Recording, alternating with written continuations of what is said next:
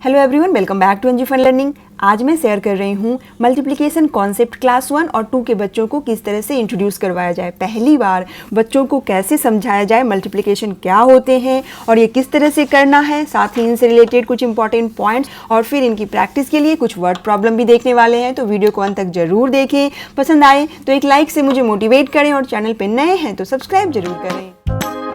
Initially बच्चे को बताइए multiplication is the repeated addition of the same number. Same number को बार बार ऐड करना ही मल्टीप्लिकेशन है। जैसे अब इन पिक्चर्स को देखो, यहाँ हर प्लेट में 3 लड्डूज रखे हुए हैं और प्लेट्स कितनी हैं 5। तो टोटल लड्डू को काउंट करने के लिए आप क्या करोगे, नॉर्मली 1 2 3 4 5 6 7 8 9 इस तरह से सारे लड्डूज को काउंट करोगे, या आप इनको बार बार ऐड भी कर सकते हो। इन दोनों को ऐड किया 3 + 3 6, 6 + 3 9, 9 + 3 12, 12 + 3 15। तो यहाँ टोटल लड्डू पता चल गया 15 और इस 3 को हमने कितनी बार ऐड किया 5 टाइम्स। तो इसको इस तरह से लिख सकते हैं 5 3s = 15, यानी 5 टाइम्स 3 को ऐड कर रहे हैं तो 15 आ रहा है। ये हो गया रिपीटेड एडिशन।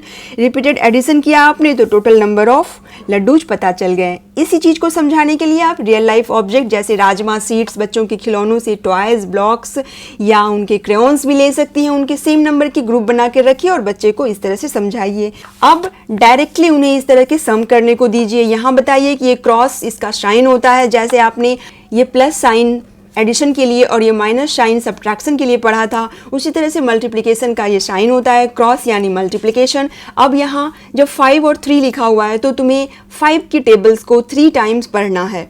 5 3 कितना होता है 15, वो लिख दो।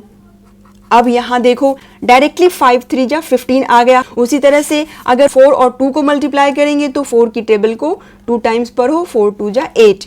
यही हो गया मल्टीप्लिकेशन। इसके और प्रैक्टिस करवाइए, जैसे 7 × 3 21 होगा।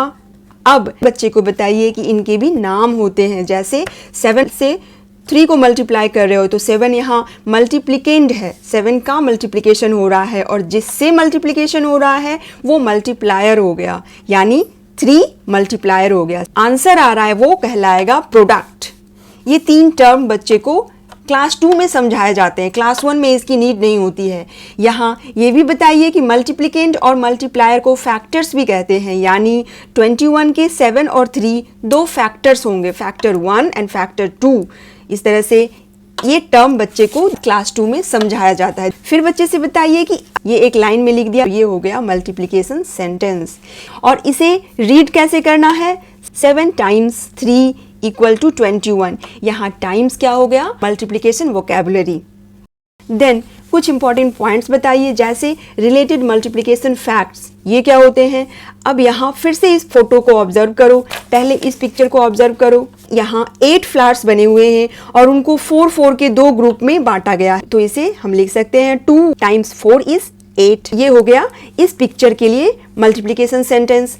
अब इन्हीं फ्लावर्स को हम 2 2 के ग्रुप में भी बांट सकते हैं, तो ये क्या हो गए 4 ग्रुप्स ऑफ 2 और इसका मल्टीप्लिकेशन सेंटेंस होगा 4 × 2 = 8। यहाँ भी 8 आ रहा है और यहाँ भी 8 आ रहा है, तो इससे फर्क नहीं पड़ता है कि 2 × 4 करें या 4 × 2 करें। ये हो गया।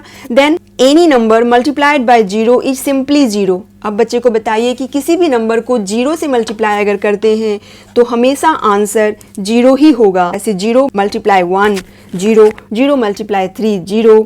इस तरह से any number multiplied by 1 is equal to itself. किसी भी नंबर को 1 से मल्टीप्लाई करेंगे तो वही सेम नंबर आएगा, जैसे 1 × 2 2 होगा, 1 × 5 5 होगा। तो ये हो गए कुछ important multiplication fact, important points जो क्लास 2 में बच्चों को बताया जाता है। प्रॉब्लम देखते हैं। There are 2 apples on each plate. 2 apples on each plate. There are dash apples on 3 plates. अब नंबर ऑफ प्लेट्स कितने हो गए 3 और एप्पल हर प्लेट में कितना है 2। तो इसका मल्टीप्लिकेशन सेंटेंस किस तरह से बनाना है ये बताइए।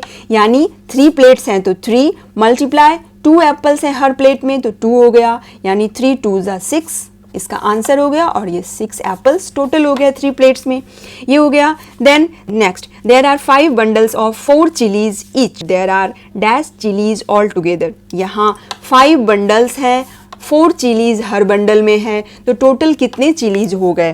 इसके लिए मल्टीप्लिकेशन सेंटेंस क्या होगा, बंडल्स कितने हैं 5 और हर बंडल में कितने चिलीज हैं 4, तो ये हो गया 5 4 जा 20 और बॉक्स में 20 लिख दो, very easy. Then there are 6 pens in each pen holder, how many pens are there in 5 pen holders. अब 5 पेन होल्डर्स हैं और हर पेन होल्डर में 6 पेन रखे हुए हैं, तो इसका मल्टीप्लिकेशन स्टेटमेंट क्या हो जाएगा, 5 × 6 इक्वल टू 5 6 जा 30, यानी 30 पेन्स इसका आंसर हो जाएगा। इन डिजिट्स को चेंज करते हुए बहुत सारे क्वेश्चंस बनाइए और बच्चे को दीजिए, उनसे उनकी प्रैक्टिस करवाइए। आज के लिए इतना ही, thanks for watching, bye bye.